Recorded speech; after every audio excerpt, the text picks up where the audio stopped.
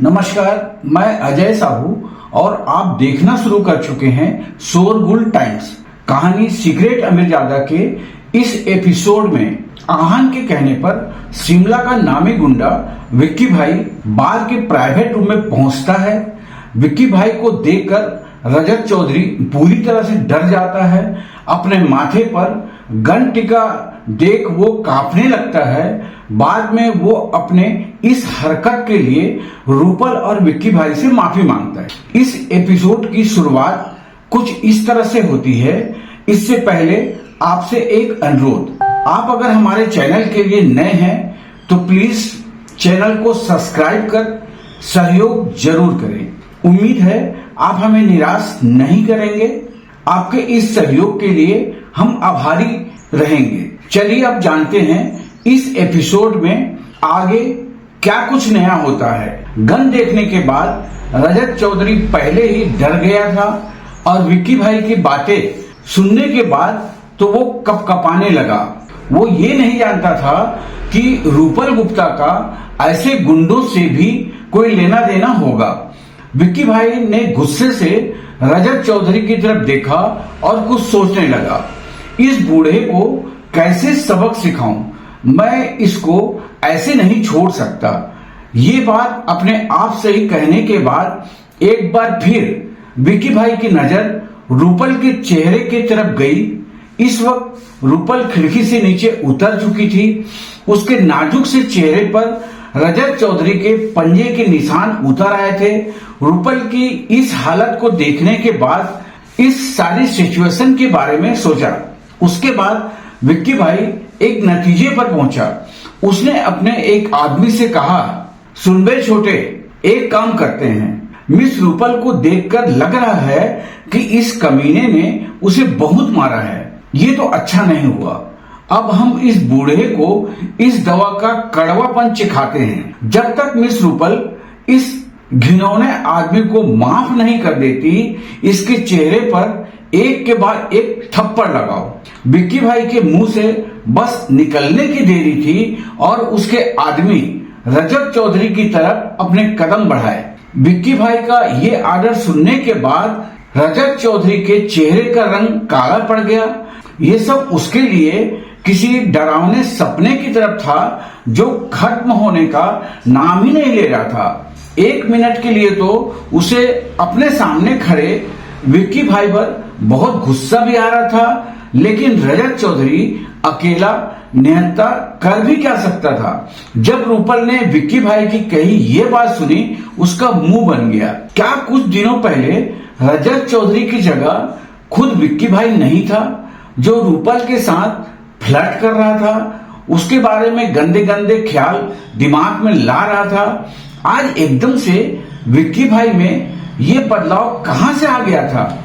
रूपल ने देखा कि विक्की भाई के आदमी रजत चौधरी के चेहरे पर बिना रुके कसकर तमाचे जड़ रहे थे। ये देखकर उसे अजीब सा लगा। रूपल ने मन ही मन में कहा, इस कमीने के साथ ऐसा ही होना चाहिए। मुझ पर हाथ उठाया था ना इस रजत चौधरी ने, इसके साथ तो ये सलूक भी अच्छा ही है। मेरा तो मन करता है कि इसे चप्पल से मारते हुए पूरा शिमला घुमाना चाहिए, तभी इसकी अक्ल में अक्ल आएगी। रूपल सनाया की तरह हाई हार्टेड या फिर किसी के लिए बुरा फील करने वाली लड़की नहीं थी। वो किसी मीठी छुरी से कम नहीं थी। तभी रजत चौधरी ने रूपल से अपने जान की भीख मांगते हुए कहा, मिस रूपल, प्लीज मुझे माफ कर दीजिए। मुझसे बहुत बड़ी भूल हो गई है। मुझे आपके साथ इस तरह से पेश नहीं आना चाहिए था। मैं बहुत बड़ा बेवकूफ हूँ। प्लीज इन लोगों को रोकिए, वरना मेरी जान ही चली जाएगी।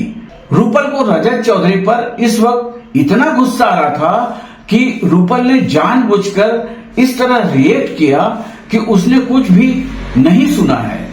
ये सब देखकर रूपल के कलेजे को ठंडक पहुंच रही थी, लेकिन अगले ही पल उसके दिमाग में एक ख्याल आया और रूपल के एक्सप्रेशन पूरी तरह बदल गए। एकदम से रूपल को याद आया कि वो खुद अपने पैरों से चलकर इस जगह क्यों आई थी। रूपल एकदम से परेशान हो गई। उसने परेशान होते हुए अपने आप से कहा, अरे नहीं, अगर इस विक्की भाई के आदमियों की हरकत से रजत चौधरी नाराज हो गया तो वो मेरे पापा की बिल्कुल भी मदद नहीं करेगा। और ऊपर से ये विक्की भाई नाम का गुंडा खुद भी यकीन करने लायक नहीं है। अगर इसका दिमाग घूम गया तो पता नहीं क्या कर बैठेगा। मुझे इसे रोकना होगा। नहीं मुझे विक्की भाई से दोस्ती करने में कोई इंटरेस्ट है और न ही रजत चौधरी से दुश्मनी मोल लेने की कोई जरूरत है। रूपल के दिमाग में अब कई सारे ख्याल आ रहे थे। उसने एकदम से विक्की भाई से कहा, इन्हें छोड़ दीजिए, मैंने मिस्टर रजत चौधरी को माफ कर दिया है। रूपल की बात सुनते ही विक्की भाई के आदमी रुक गए।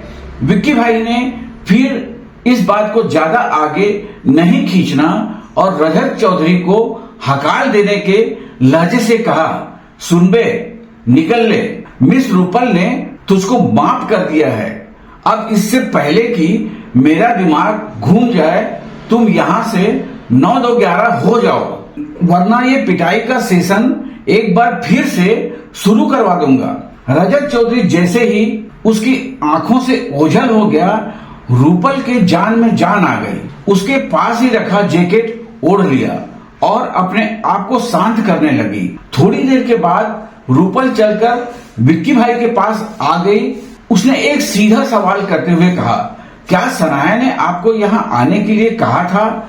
रूपल को बस यही पॉसिबिलिटी लग रही थी, क्योंकि रूपल के यहाँ होने के बारे में सिर्फ सनाया ही जानती थी। भले ही रूपल के लिए ये बात हजम करना थोड़ा मुश्किल था कि सनाया ने विक्की भाई को यहाँ भेजा होगा, लेकिन फिर भी रूपल के हिसाब से यही सच था। लेकिन जैसे ही विक्की भाई ने रूपल का ये सवाल सुना, वो कंफ्यूज हो गया।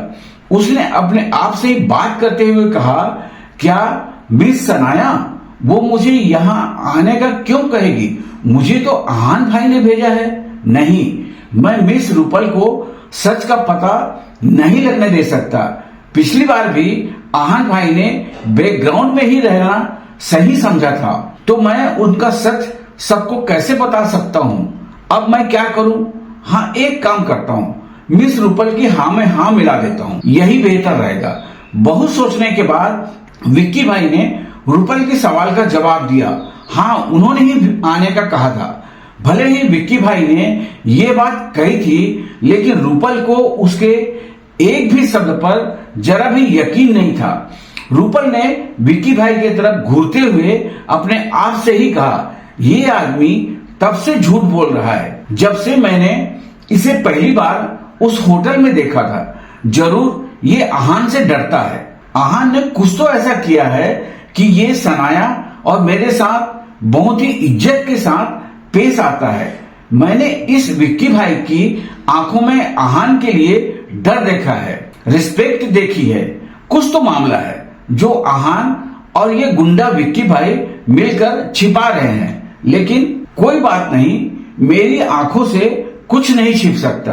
देखते हैं कब तक सच पर्दे में रहता है। आज या कल सबके सामने सारा सच आ ही जाएगा। जब रूपल उसकी तरफ इस तरह से देख रही थी तो विक्की भाई को ऑकवर्ड फील होने लगा। उसने सोचा और रूपल से सवाल करते हुए कहा, मिस रूपल, अगर आपको बहुत चोट आई है तो मैं आपको हॉस्पिटल ले चलता हूँ।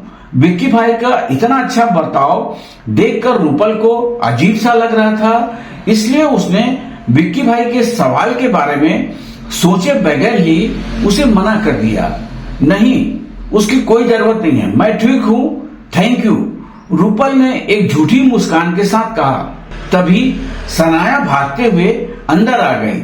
सनाया ने देखा कि उसकी बेस्ट फ्रेंड का चेहरा पूरी तरह से सूज गया था, आंखें नम थी और देखते ही कोई ये कह सकता था कि रूपल की हालत कितनी बिगड़ी हुई थी। ये देखने के बाद सनाया का दिल पिघलने लगा। उसने जल्दी से रूपल को गले लगा लिया और रूपल से सवाल करते हुए बोली, रूपल, क्या तुम ठीक हो? ये सब कैसे हो गया? इतनी सारी चोटें कैसे लग गई? क्या तुम्हें बहुत दर्द हो रहा है? तुम्हें ख्याल रखना चाहिए था ना। सनाया के इतने सारे फिक्र भरे सवाल सुनकर रूपल मुस्कुराने लगी। उसने सनाया को शांत करते हुए कहा, सनाया क्लम डाउन, मैं बिल्कुल ठीक हूं। जब रूपल अपनी बात कह रही थी, आहान भी अंदर आ गया। रूपल के ठीक होने का यकीन करने के बाद सनाया ने विक्की भाई की तरफ देखा और रूपल से सवाल करते हुए कहा, क्या तुम्हारे साथ ये सब इसने किया है? एक पल के लिए सनाया की आंखों में गुस्सा उतर आया था, लेकिन रूपल ने सनाया को सच बताते हुए कहा, नहीं, विक्की भाई ने कुछ भी नहीं किया है, उल्टा इन्होंने तो मेरी जान बचाई है। अगर ये सही वक्त पर नहीं आते तो पता नहीं मेरे साथ क्या हो जाता। जैसे ही सनाया ने रूपल की कही ये बात सुनी, वो दंग रह गई। सनाया ने फिर आहान की तरफ सवालिया अंदाज से देखा। आहान समझ गया था कि उसकी वाइफ क्या जानना चाहती थी। आहान को सच बताना सही लगा। सनाया, मैंने जिस दोस्त की बात की थी वो विक्की भाई ही हैं। आहान ने सोच समझकर अपना जवाब दिया। जैसे ही सनाया ने आहान से उस आंसर को सुना तो और भी ज्यादा हैरान हो गई। सनाया ने मुंह बनाते हुए विक्की भाई और आहान से कहा, दोस्त, ये कब हुआ? तुम दोनों कब से दोस्त बन गए? आहान ने पहले ही अपनी बात कह दी थी, तो इस बात को विक्की भाई ने आहान की बात को कंफर्म करते हुए कहा, हाँ, हम दोस्त हैं। सनाया को ये बात बहुत ही अजीब लग रही थी। वो इस सब के बारे में आहान से बहुत कुछ पूछना चाहती थी, और जब तक सनाया को उसके सारे जवाब नहीं मिलने वाले थे, उसे चैन नहीं आने वाला था। ये बात आहान भी अच्छे से जानता था।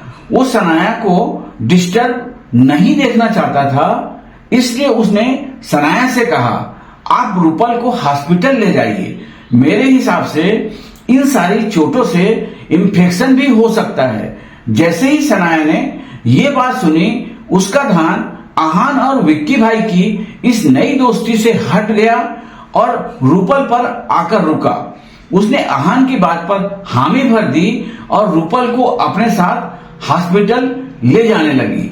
जब वो दोनों उस प्राइवेट रूम से बाहर निकल गई, आहान ने विक्की भाई से कहा, thank you so much Vicky भाई, आपका ये एहसान मैं हमेशा याद रखूंगा। अगर आप आगे भी किसी मुसीबत में फंस जाते हैं तो मुझे जरूर याद करिएगा। मैं आपकी मदद करने की हर मुमकिन कोशिश करूंगा। आहान की इस बात को सुनते ही विक्की भाई को अलग सी राहत मिली। उसने कहा, जी भाई, मैंने पहले जो भी गलतियां की है उसके सामने तो ये सब कुछ भी नहीं है। उम्मीद करता हूं हमारी दोस्ती बहुत आगे तक जाएगी। आहान ने विक्की भाई की ये बात सुनी और उसके साथ हाथ मिलाने के बाद सनाया और रूपल के पीछे चला गया। टैक्सी में बैठते हुए सनाया ने आहान से कहा, आहान, तुम्हें कल ऑफिस भी जाना है। एक तो पहले ही आज पूरे दिन में बहुत कुछ हो चुका है, क्यों ना तुम घर जाओ।